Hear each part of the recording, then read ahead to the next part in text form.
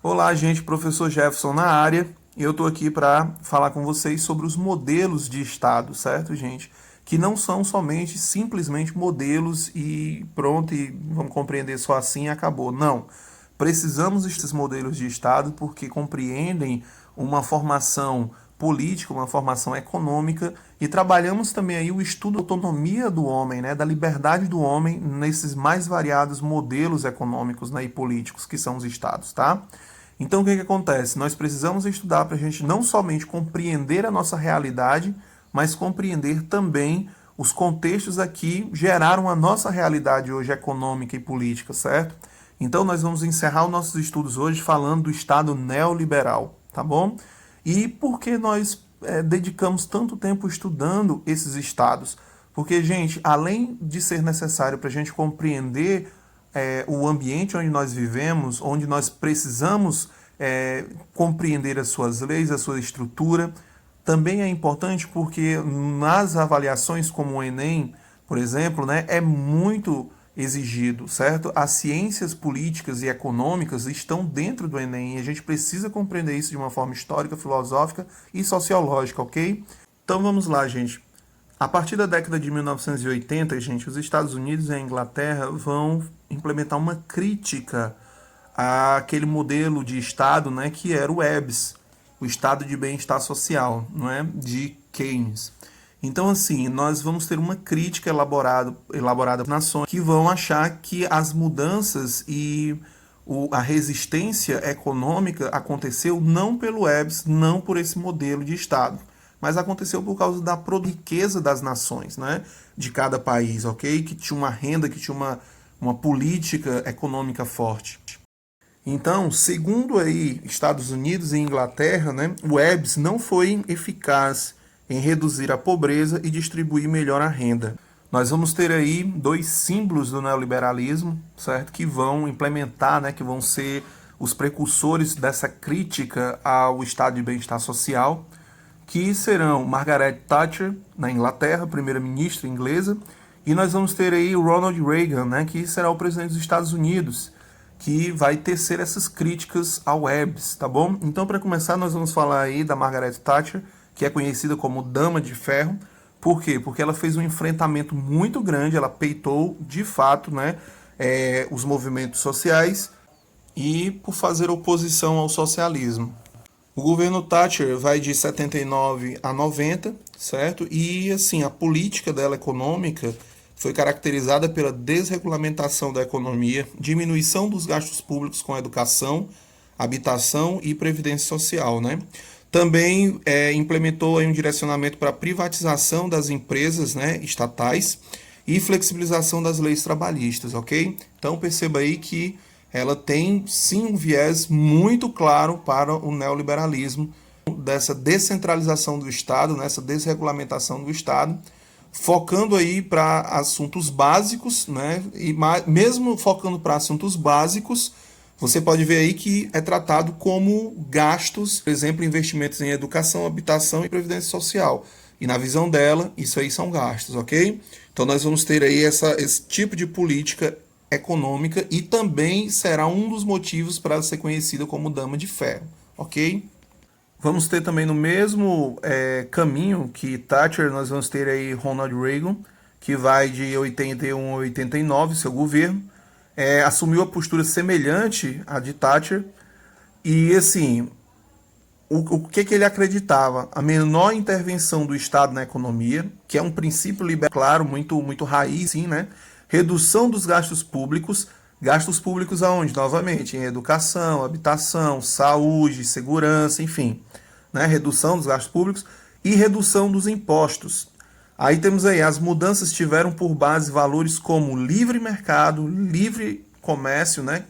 E a livre iniciativa, valorizando aí a questão raiz dos liberais, a questão da autonomia do indivíduo, da liberdade do indivíduo, da igualdade desse indivíduo, ok? Então eles prezam muito por isso, acreditando aí que para ser um país, uma nação livre, democrática, precisa ter a liberdade não só econômica, mas a liberdade política para isso, ok? Uma junção entre esses dois pontos, né? Então perceba que nós vamos ter aí a questão do estabelecimento do consumo. Por isso que esse capitalismo neoliberal vai ser conhecido como capitalismo selvagem, porque a questão vai ser produzir e consumir, em grande escala principalmente, né? E aí também a meta e o sonho americano, né? Onde nós vamos ter a questão do sonho americano. Ah, eu vou para os Estados Unidos para mim conseguir o meu sonho americano, que é o quê? Justamente a meta primordial, que é a riqueza. Eu vou para lá porque eu vou conseguir ser rico, eu vou fazer o sonho acontecer, enfim. Então, baseado nessa questão da livre iniciativa, do livre mercado e da autonomia do indivíduo. Então, gente, esses princípios aí que nós vamos ter de livre iniciativa, livre mercado, da autonomia do homem, né, da liberdade, da igualdade desse homem, vem ali desde a Revolução Francesa. Nós vamos ter aí um teórico muito importante para essa questão neoliberal, que vai ser o Frederic August von Hayek, que vai escrever uma obra importante, muito interessante para o nosso entendimento científico sobre a questão econômica do neoliberalismo, que é O Caminho da Servidão, de 1944, quando ele faz críticas ao socialismo. Por sinal, esse livro foi distribuído nas escolas americanas no período da Guerra Fria, né, porque esse livro, O Caminho da Servidão, de 1944, ele traz aí uma crítica muito pesada ao socialismo. Dentro desse livro, nós podemos compreender esse livro como quase um manual, onde nós vamos ter teóricos de vários tipos, né? Desde Adam Smith, John Locke, John Milton, Paine, nós vamos ter Tocqueville, nós vamos ter todos esses teóricos que são reconhecidos como liberais para justificar aí uma tese contra o socialismo. Lembrando que no final da Segunda Guerra Mundial, até mais ou menos ali a década de 70, chegando a 80, nós vamos ter o socialismo ainda em alta, né? Só vai cair mesmo em 80, né? Essa prerrogativa, esses argumentos de que o socialismo seria uma via muito positiva, né, para a humanidade, enfim. Então, desde o final da Segunda Guerra até a década de 70, o socialismo vai estar em alta. E o Caminho da Servidão nada mais é do que um manual muito bem feito contra o socialismo e contra as ideias socialistas, né? Por exemplo, Hayek dirá que, por mais que exista socialistas bem intencionados, a implementação de um Estado socialista sempre vai tender para o totalitarismo.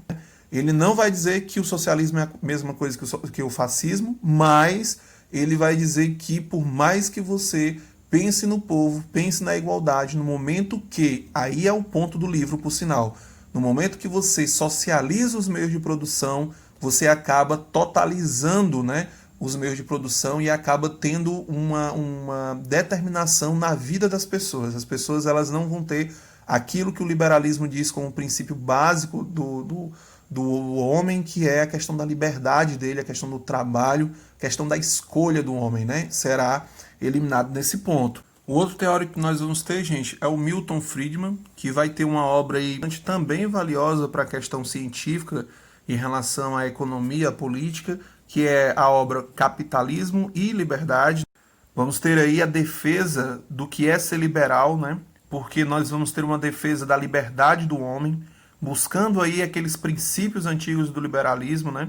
Nós vamos ter aí a liberdade, é a própria finalidade da filosofia liberal, é o ser, né? O indivíduo que é liberal é não aceitar que ninguém interfira na sua liberdade, certo? Então perceba que nós vamos ter aí uma defesa disso, e uma defesa também de que o Estado é um mal necessário, que o Estado ele não pode ser uma estrutura reguladora da liberdade dos homens e da economia, né? É um mal necessário porque o Estado nós precisamos para tentar regulamentar algumas coisas jurídicas de cunho punitivo, de cunho assim, para controle das pessoas, né? Mas no geral o Estado ele não pode determinar a vida das pessoas, não pode ter esse poder, né, que possa interferir na escolha das pessoas. Até porque o Estado, segundo Friedman, ele não pode ser visto como algo superior ao homem, porque o Estado ele é fabricado, ele existe por causa dos homens. Então, o Estado ele é subserviente aos homens, não os homens subservientes ao Estado, ok? Então, definindo, o Estado ele serve para quê? Para nos proteger dos outros, sejam estrangeiros, sejam as outras pessoas aqui do nosso próprio país, enfim. Então, o Estado é um mal necessário. Outra coisa é que o livre mercado, né? Sim, o livre mercado, segundo ele, traz a paz, traz a igualdade, acaba com a miséria. Olha o pensamento do cara, entendeu? Não é a revolução, não é a luta armada, e sim o livre mercado, o livre comércio, que vai trazer a paz. Por quê? Vamos lá. Segundo Friedman, gente, quando se estabelece o livre mercado, ou seja, todo mundo pode comprar o que quiser e pode vender o que quiser, quando existe esse diálogo, não tem mais a necessidade de uma nação invadir outra nação. Então, vai perder aí aquilo que sempre aconteceu na história, né? Das invasões de nações em outras nações por riqueza, por tesouros, por poder, por escravos, por posicionamento estratégico, né? Política, econômica, enfim, como aconteceu com Troia, com os mongóis, com os vikings, enfim, invadindo outras nações. Agora não precisa mais disso, não precisa invadir outras nações, né? O livre comércio possibilita você conseguir aquilo, né? Outra coisa que o livre comércio vai fazer é acabar com o preconceito, com o racismo, com a discriminação. Por quê? Segundo Friedman, no comércio, no livre mercado, você precisa vender. Nós precisamos de um público consumidor e a gente não tem que olhar para a cara, para a aparência das pessoas, porque é um público que vai consumir os nossos produtos. Então perceba, gente, que o comércio, segundo o Friedman, vai ser o responsável por acabar as discriminações e os preconceitos, né? Porque eu preciso vender. Logo, se eu preciso vender, eu preciso de um mercado amplo. Então eu tenho que respeitar todos, né, para eu poder lucrar. Então, segundo o Friedman, o socialismo democrático é impossível, né? Temos que defender a economia livre e que a concorrência entre privados seria benéfica para a sociedade, né? Nós iríamos nos beneficiar com essa concorrência, né? Então podemos definir que os teóricos aí neoliberais dizem o quê? Que somente a liberdade produziria indivíduos e sociedades livres, né? A desvinculação entre economia e política seria o caminho para a prosperidade econômica, conduzida pela diminuição progressiva da participação estatal na economia, ok? Então é isso, turma. Uma breve explanação aí sobre o conteúdo neoliberal. Espero que vocês tenham gostado, gente, e até a próxima.